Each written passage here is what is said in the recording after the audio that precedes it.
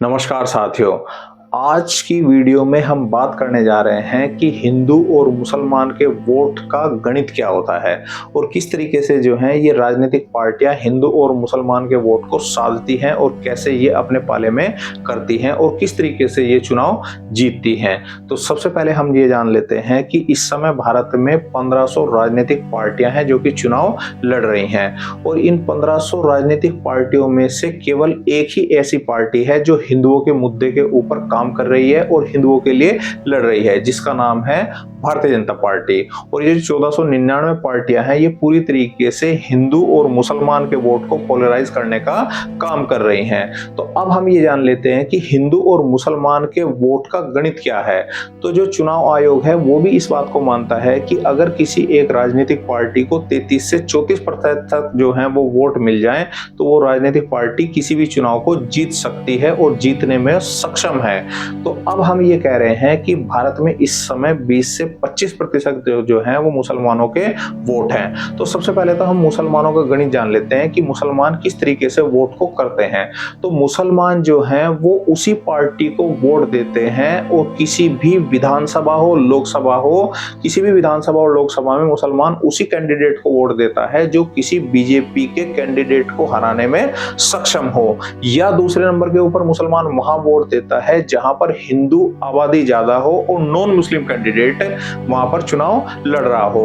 तो इसका मतलब ये हुआ कि हिंदू जो मुसलमानों की 18 से 20% तक की जो उनकी भागीदारी होती है इस पूरी 33% में, तो इसका मतलब ये हुआ कि भारतीय जनता पार्टी को छोड़कर बाकी जितनी भी ये 499 पार्टियां हैं इनका पूरा का पूरा फोकस, इनका ध्यान जो है वो मुस्लिम वोट के ऊपर रहता है, क्योंकि मुस्लिम वोट जो है वो एक मुश्ती किसी भी पार्टी को जाता है। और इनको इस बात का पता है कि अगर मुस्लिम वोट को जो है वो साध लिया जाए, यानी कि इस 18% वोट को साध लिया जाए, तो इसका मतलब ये है कि 33% में से 18% अगर इनको पहले ही मिल गया, मुसलमान इनके फेवर में हो गए, तो इसका मतलब ये है कि 18% से तो इनकी जीतने की शुरुआत हो जाती है। और दूसरी तरफ अगर हम बीजेपी की बात करें तो बीजेपी को मुसलमान जो है वो किसी भी दशा में और किसी भी स्थिति में वोट नहीं करता है। तो इसका मतलब ये हुआ कि बीजेपी को जो है 1% से शुरुआत करनी होती है और जितनी ये 499 पार्टियां हैं इनको 18% से शुरुआत करनी होती है, क्योंकि ये पूरी तरीके से मुसलमान वोट को साधने में कामयाब हो जाती हैं।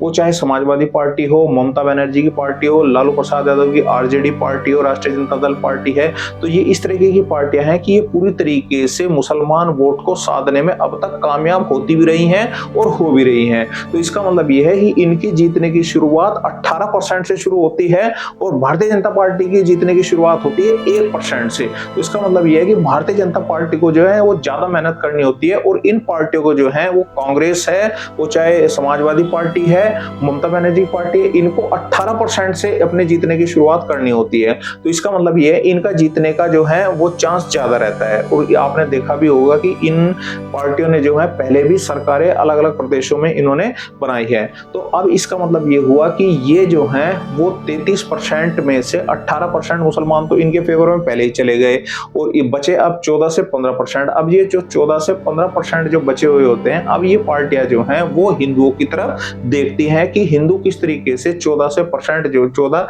या 15% जो है वो इनके फेवर में आ जाए।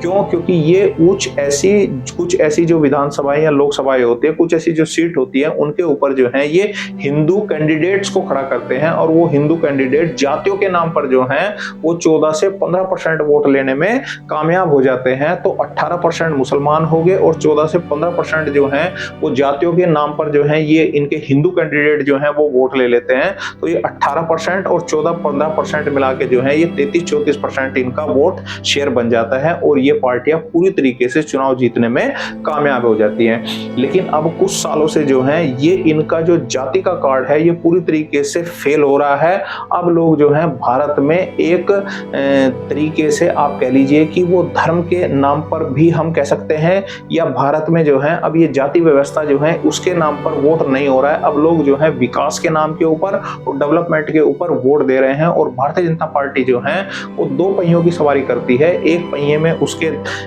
कह लीजिए कि धर्म के नाम पर भारतीय जनता पार्टी कुछ करने की कोशिश करती है, और दूसरा जो है उसका विकास का मॉडल होता है। और इस तरीके से भारतीय जनता पार्टी अभी तक जीतने में पूरी तरीके से कामयाब हो रही है, और आगे भी भारतीय जनता पार्टी इन्हीं दो पहियों के ऊपर वोट चुनाव को जो है वो जीतती रहेगी। तो यही एक गणित है, और इसी गणित के ऊपर जो है बाकी ये 499 पार्टियां जो है अब तक जीतती आ रही थी, लेकिन अब इनका ये गणित जो है पूरी तरीके से फेल हो रहा है, और अब इनका ये गणित चल नहीं पा रहा है। तो इसीलिए जो है अब ये छटपटाए हुए हैं, और अब ये जो है पूरी तरीके से हिंदुओं की तरफ देखने की कोशिश कर रहे हैं। लेकिन भारतीय जनता पार्टी ने अब एक ऐसी स्थिति आ गई है कि भारतीय जनता पार्टी ने हिंदुओं को जो है वो अपने पक्ष में करने के लिए भारतीय जनता पार्टी कामयाब हो गई है।